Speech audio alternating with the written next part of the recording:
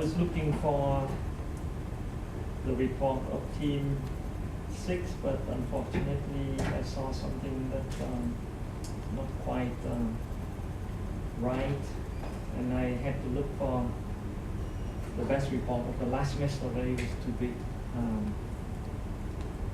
Team 3, I did mention that to you. But at least, yeah, we'll get there. So here is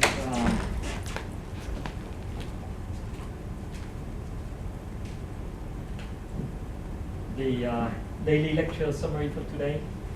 There is, I have my handwritten notes with annotation after class, very detailed here, so please look at that. Okay, and I have already explained in detail and draw a parallelism between projection on Fourier basis and projection on polynomial basis.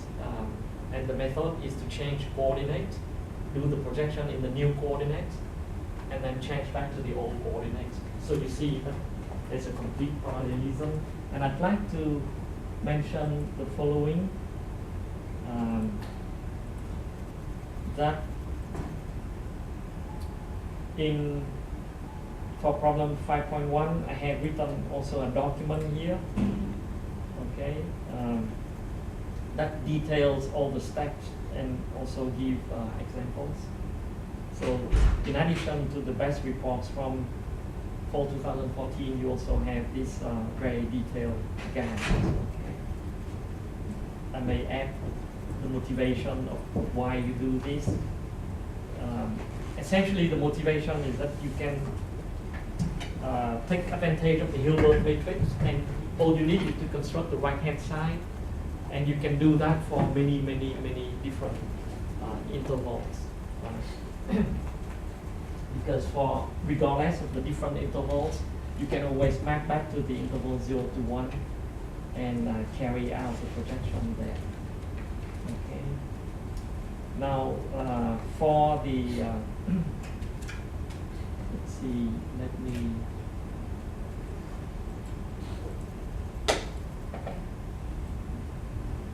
okay. For the practice exam, regarding problem 5.2, this is really a continuation of,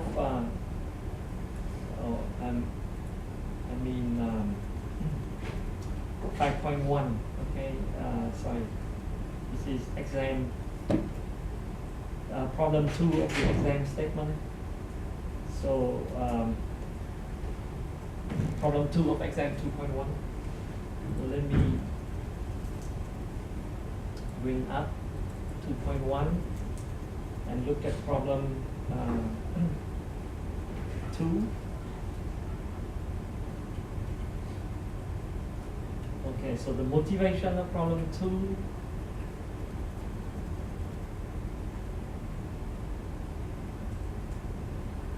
is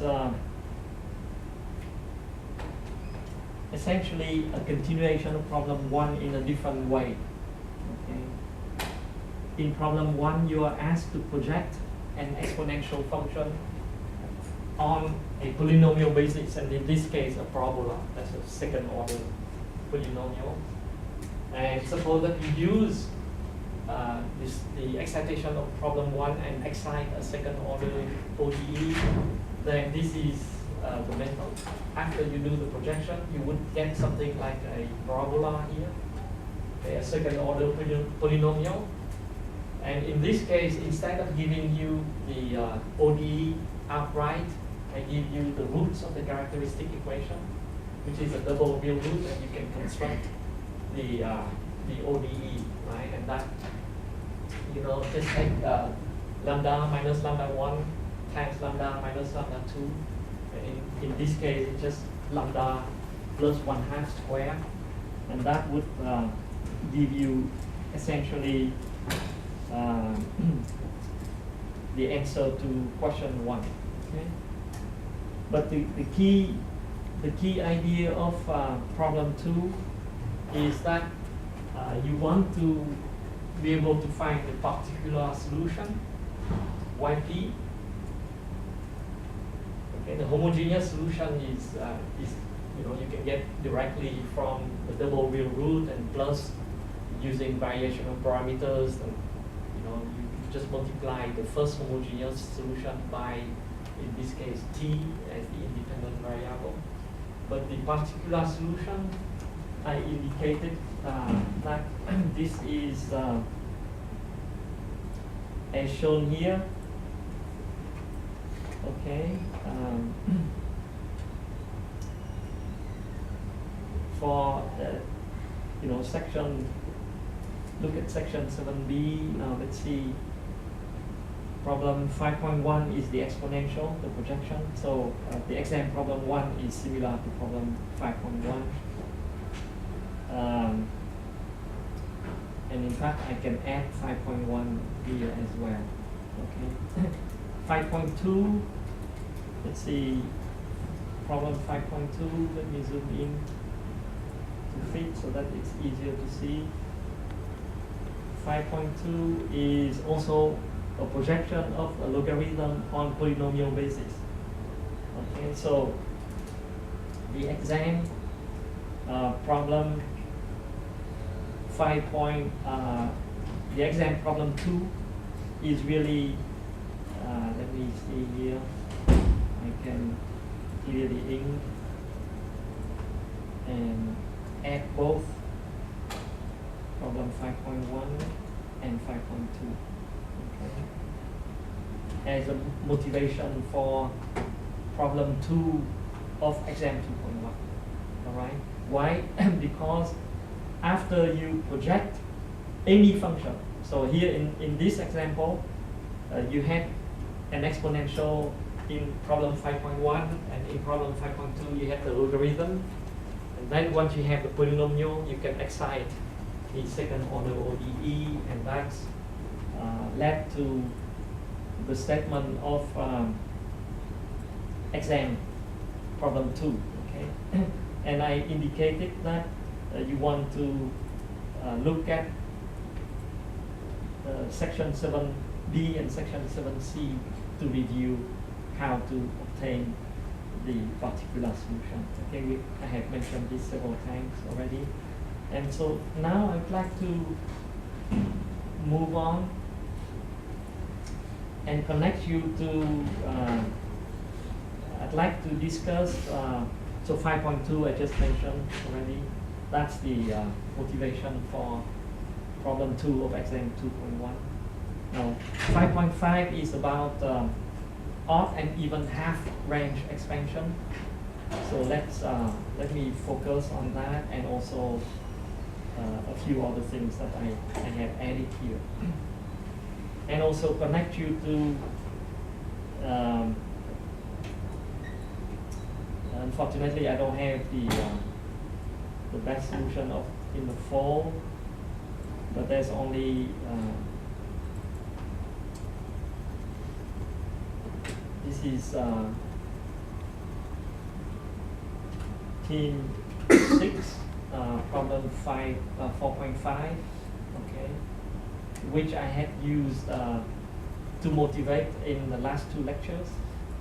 And I just noticed that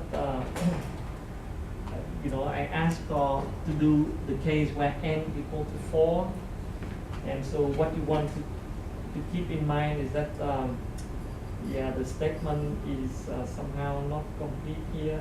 I did give the basis as the cosine functions. So the statement should be standalone in the sense that you don't need to refer back to the problem statement 4.5 to understand what's going on. Okay, so here in this case I just discovered that this is less than perfect. So fortunately I have a link here. Let me close the other.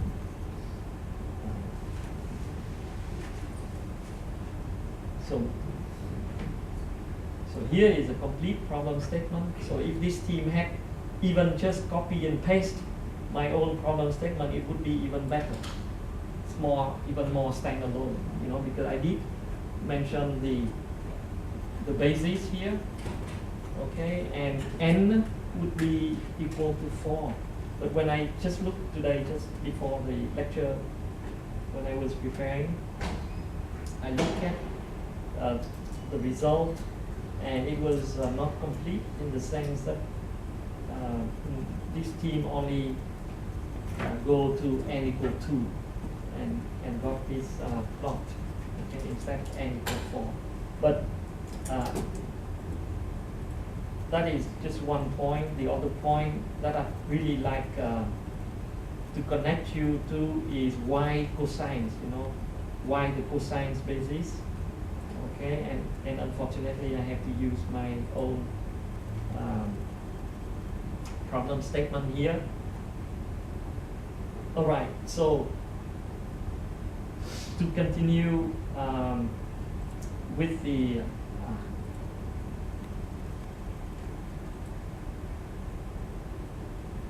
discussion on street fighting method for odd and even function. I already did the square wave. Maybe I can do quickly the sawtooth wave, okay, to show you something. And that's section 9b. So let me get section 9b.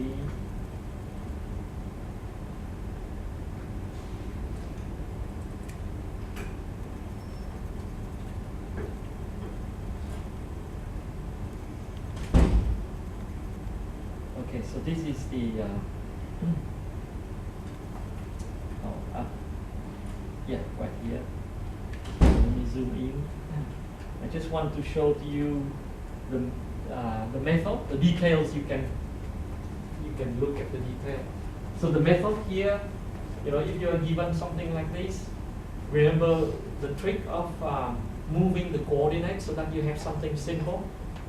Now, if this is one period, right, and this is the function, it's neither odd nor even. So you want to make it either odd or even. Odd would be real simple, because then you just have the sine series. And in this case, for a function like this, the best thing is to make it odd, because you know it's not possible to make it even for this kind of function. And to make it odd, all you need to know, or all you need to do, is to translate the coordinates, right? So that instead of this origin O, move it up here, so that relative to this new basis, you know, it's still x, but y would become y bar, right? So initially the axis would be y, and you change it to y bar, so that the origin of y bar would be centered here, and this function here would be an odd function, right, relative to this new basis. Okay. Then when you expand this out, you have a sine series, and once you have a sine series, you just shift the coordinate back to this old origin, right? And that's really all that is as the method, okay? And you know, based on the geometry, the distance here is the same as this one, right? Because the line is at 45 degrees. Okay, so this distance here is pi, right? So from the geometry, you can see that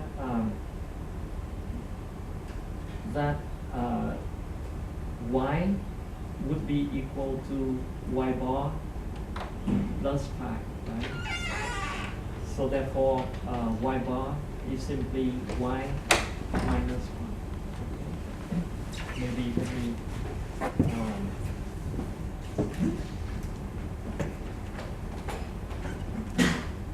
yeah, so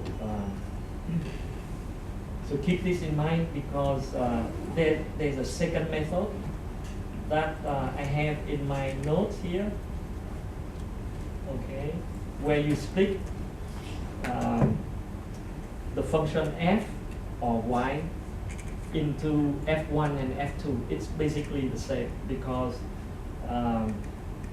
you know, you can write from here. You see, another way to think of this equation is like I wrote up here. And this is y, and the new basis, the new coordinate would be y bar, right? And I wrote y equal to y bar plus pi, okay? Now here is the same. From here, if you think of f as y, and f1 is really x in this case, you can write here, if you identify these two together, then y bar, the function y bar is simply x, okay? And pi here is f2. So basically, it's really the same story, but presented in different form. Here, it's just algebraic, whereas over there, I showed you the geometry. So the idea is just to change the coordinates so that now you only need to deal with the function y bar equal to x, and that is the same as f1. Okay? That's another name, that's all. Okay, so that's it. So now all you need is to expand x, which is an odd function, and expand into Fourier series. Then you know that the only term that would survive would be the sine terms, and the coefficient for the sine terms are bn, right? So here you see an equal to 0, and that because the function f1 or y bar is equal to x, that's an odd function. And so then you would obtain the following result after you do the integration. Okay, the integration is just x times the sine, so you can use integration by parts there. Okay, and that's it. And this is just some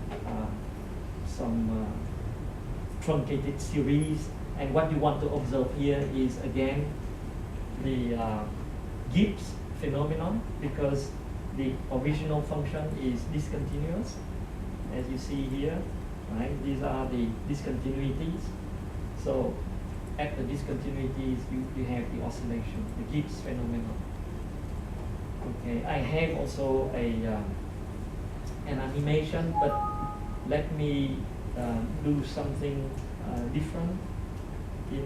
Let me try this. Yeah, I haven't tried this before.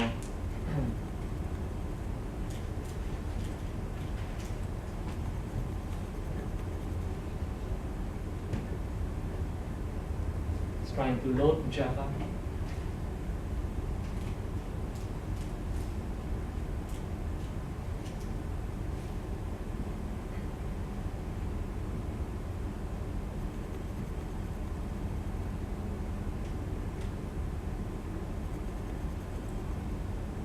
Okay, so here you can do more at home. Okay, so here I just want to show you quickly. First, without the sound, and look at the. This is the square wave, and it was expanded as a sine series, okay, because it was put in an odd position, become an odd function, and you know when you expand out, you just have the sine terms. And when I move this slide, that means that you have more and more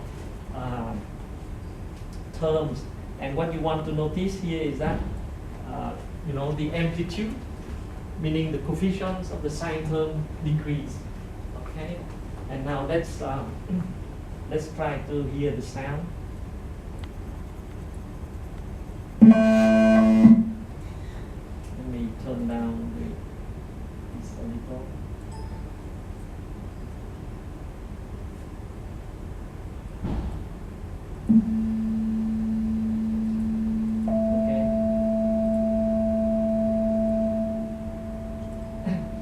You can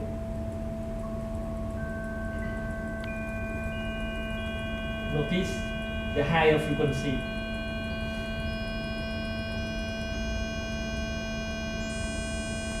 Okay. And when you change to the sawtooth wave, okay, and do the same. So here, let me show to you first. You see the amplitude of the coefficient. It's before it was for the square wave, it's all positive. So here it's alternate between positive and negative. And when I increase the number of terms, you see that it's very similar, right? So now let's listen to the sound. The first sound is the same because the period of the two waves are the same. So the fundamental frequency is the same.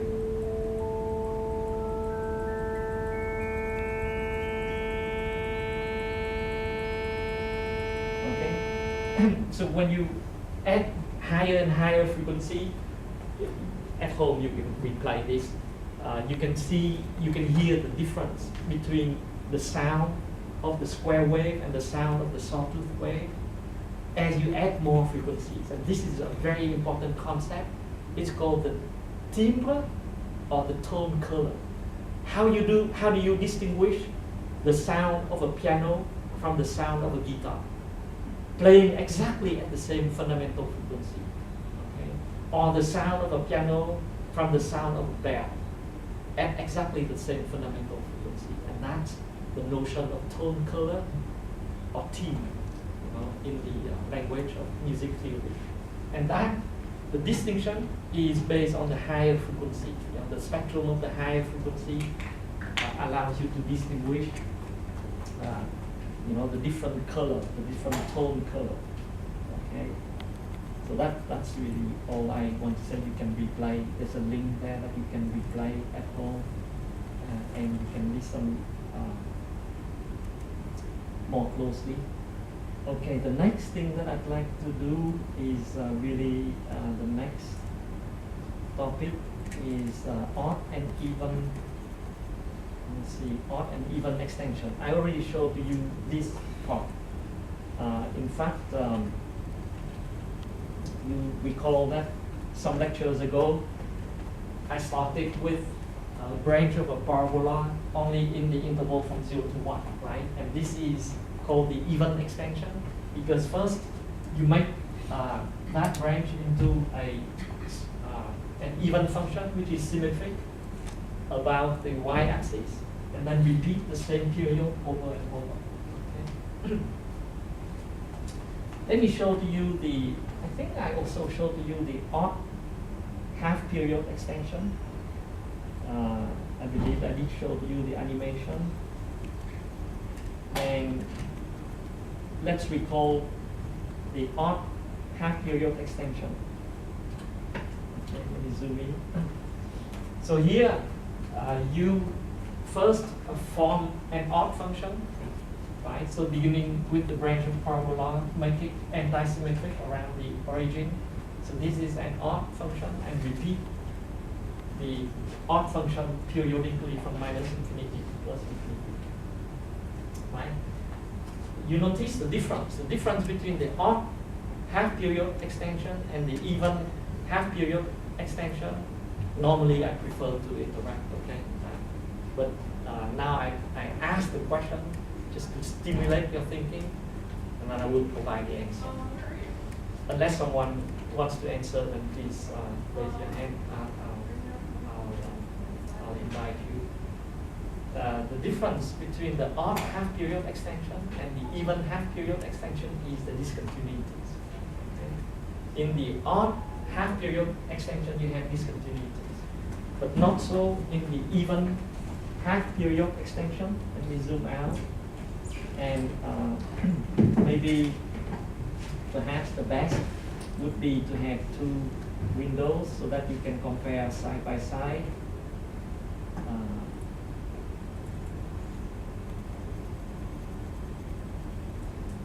Okay, and so let me, I think, right, so you see that, oops.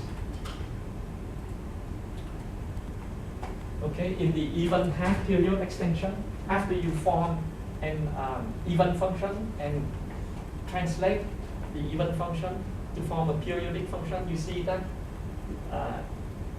at the end points of the period, the function is continuous. Whereas over here, at the end points, the function is generally discontinuous. Okay? Unless I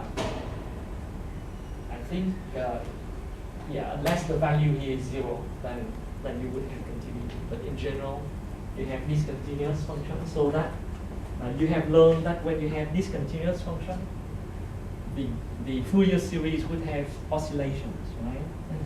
And the oscillations is shown here. Okay.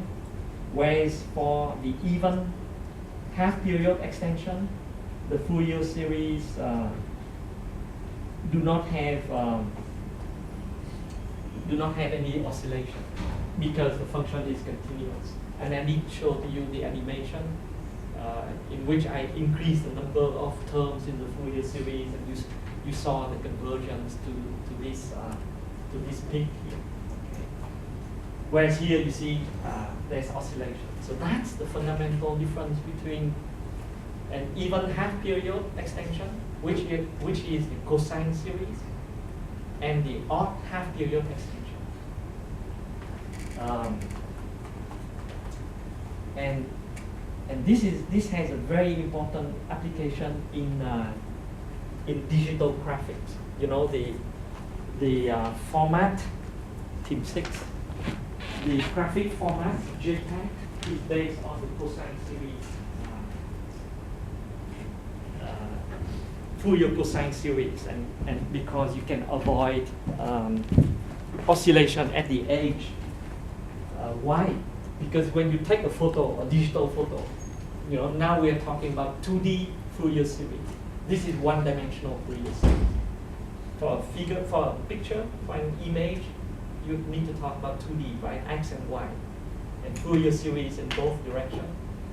We don't have time to get into that, but you can look at me as say an image. If you take a digital photography, the background is a bright white, whereas my silhouette is darker. So you can see the contrast, right? The contrast between, let's say, my hair and the white background. That's a discontinuity. So when you expand into Fourier series, discontinuities like this would create oscillation, but not at the edge of the picture. At the edge of the picture, just like here, you know. So here, if this were the edge of the photo, right, and if you do the cosine series, you will not have oscillation. Only in the middle. If you have discontinuity in the middle, there's no way that you can avoid oscillation. So let me show to you something that I did show in the last semester. Let me see. I should be able to get to my daily lecture summary here, fall 2014 portal, and I want to bring up my daily lecture summary part B of fall 2014. And I think when you close down a few windows before the computer complains that it doesn't have enough memory.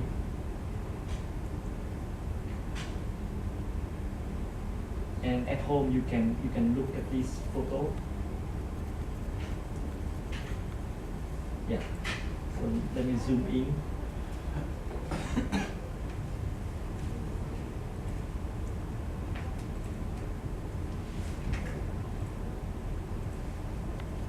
Okay, and you can zoom in more.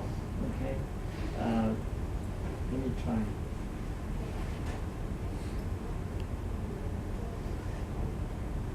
Yeah, I'm sorry. This is probably you want to do this at home. I don't want to mess up this. It may not work well, but at home, okay, you can display this photo. This is actually a Fourier series, okay, and basically you have the series for different color superposed to each other, and the number of terms will be increased. You know, for example, when you see it wash out like this, that's basically the constant, that's the average. Okay? And then when you add more terms, then you can see the shape of this person getting clearer and clearer. Okay? So that means that just like when I showed you in my animation, when you add more terms, you have more accurate approximation, right? So it's very similar to this. Now, at home, you want to watch the region around the hair of this person. By the way, this is a famous one. This is Larry Summers. You can read his biography in the link over there. But my point here is that if you look at the region, which is a discontinuity in between the white region and his hair, you can see the waves, okay? And the waves, that's basically the Gibbs phenomenon in 2D Fourier series. And this is very important application, right? Digital photography is very important. This site is from Harvard. You can read further about that. I provided the link here, and this link is the biography of Larry Summers. All right, so that's Gibbs phenomenon in 2D. And I already talked about the odd and even extension. Now let me go back to I think I'd like to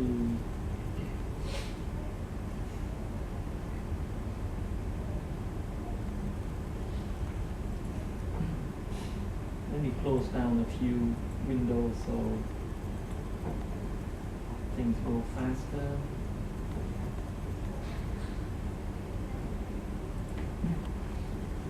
Okay, now let's look a little more detail, and I'd like to connect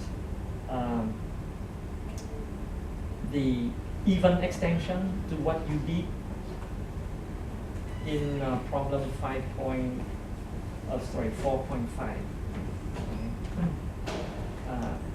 Projecting logarithm on the basis of the cosine functions.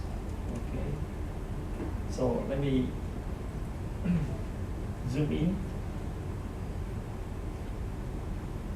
so everyone can see.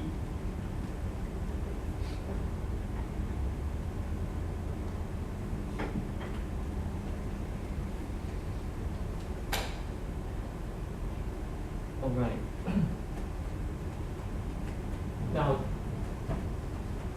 because the function is even, it's a cosine series because all of the coefficient Bn would be equal to 0, right? Because Bn, remember, is the integral of the function f of x times sine.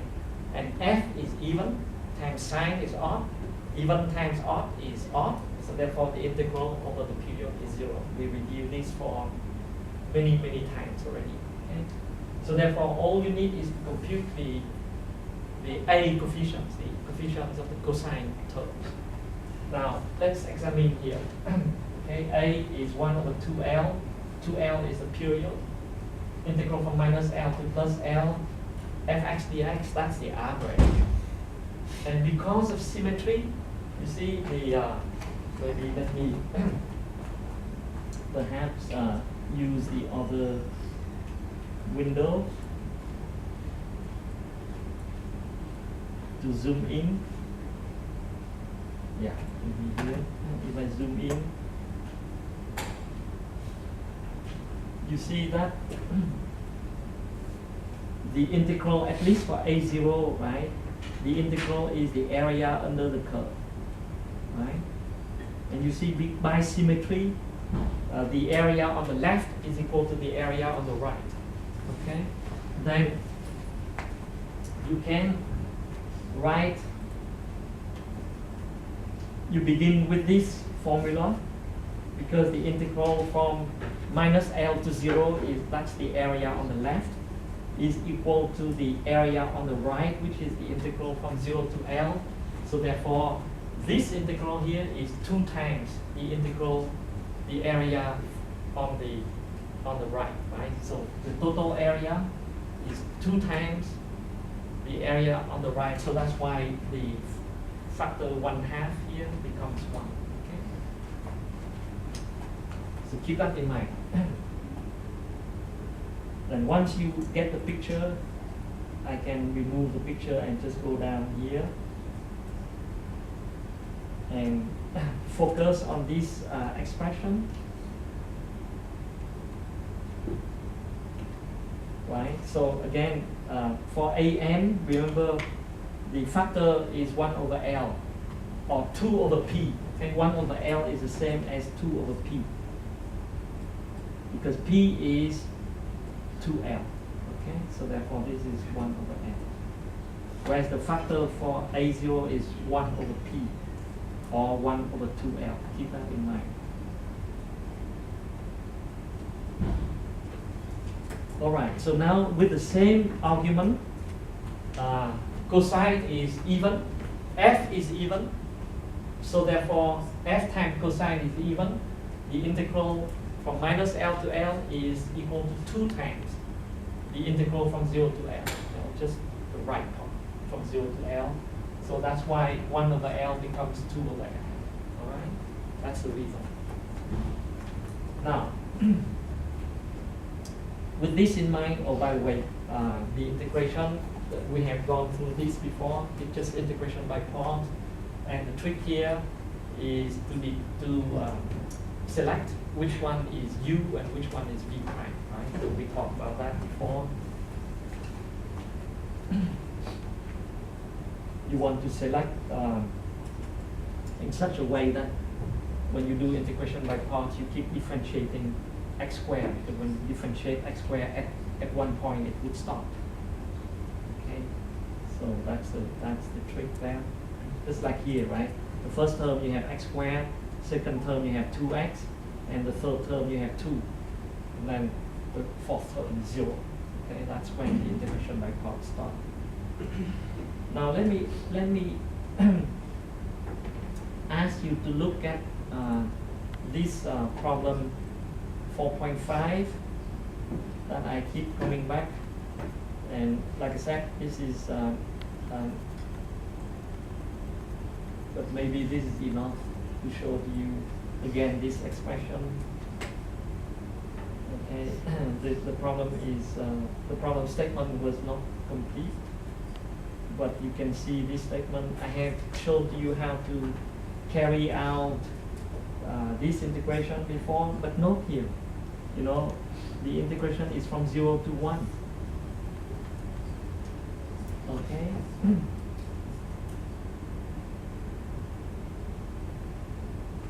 And on the right hand side, I don't know whether this team showed the right hand side. They should show it somewhere. Maybe down here. Yeah, down here. Okay, but without, yeah, we can zoom in here. Let's take the first coefficient. That's the scalar product between 1 and logarithm. And again, the integral is between 0 and 1. Okay. Now, in designing the problem, let me show you the problem below.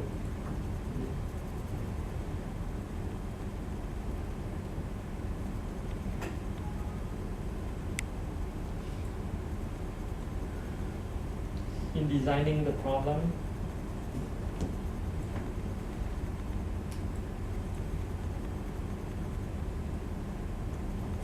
right here.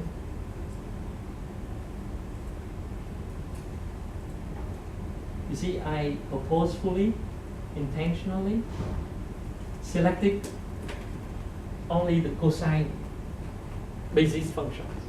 Okay, 1 is like a cosine 0, right? So essentially, I told you to expand.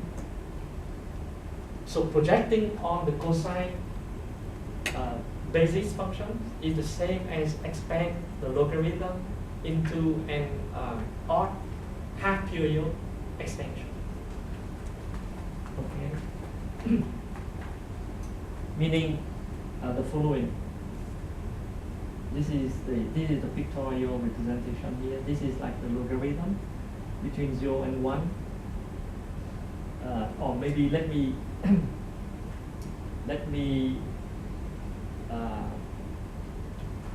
mention the following. Suppose that I ask you to project the logarithm on the complete Fourier basis, including the sine function. Then the result would be like this. Okay, it's as if you are making a periodic function like this, okay, and expand into Fourier series. And when you expand into Fourier series, when there's a discontinuity, you will have oscillation. Right? That's the lesson learned from Gibbs phenomenon. On the other hand, because I intentionally eliminate the sine terms, so the projection of the logarithm between 0 and 1 only on the cosine basis function is equivalent to doing the following: doing an even half period extension. So I complete, think of this as half a period. Okay, so half period extension, I do an even function here, and then repeat this even function from minus infinity to plus infinity, so that the next period would look something like this. And then going in the minus sign, something like that. So you see that it's all continuous, right? It's all continuous. This is why when you do the approximation, or when you project, after projection, you did not see any oscillation at the extremities of the, meaning at either 0 or 1, there was no oscillation. This is the case where you would make the function logarithm into a periodic function, but this is not an odd half period extension, right? When you have both sine and cosine, that's just general. If you want to do an odd half period extension, meaning that you would do the projection only on the sine basis function, right? Then what would be the picture? Okay, what would be the picture? I would like to keep everything together, so maybe I have to draw a little smaller. So it would look something like this. So if this were the logarithm between 0 and 1, then you first form this part from minus 1 to 0, such that this function here is anti-symmetric about the origin, and then you would shift, right? For example, let me just draw one more period over here. Unfortunately, I hope that you can, it's getting messy, so let me clear the ink and do it again. So this will be logarithm, and you complete the other part so that it becomes an odd function, and you translate, then you see that the function would look something like this, and then translate once more in the negative direction, then you would have something like this. So you see, thank you, Casey. It's great because this is about to be known here.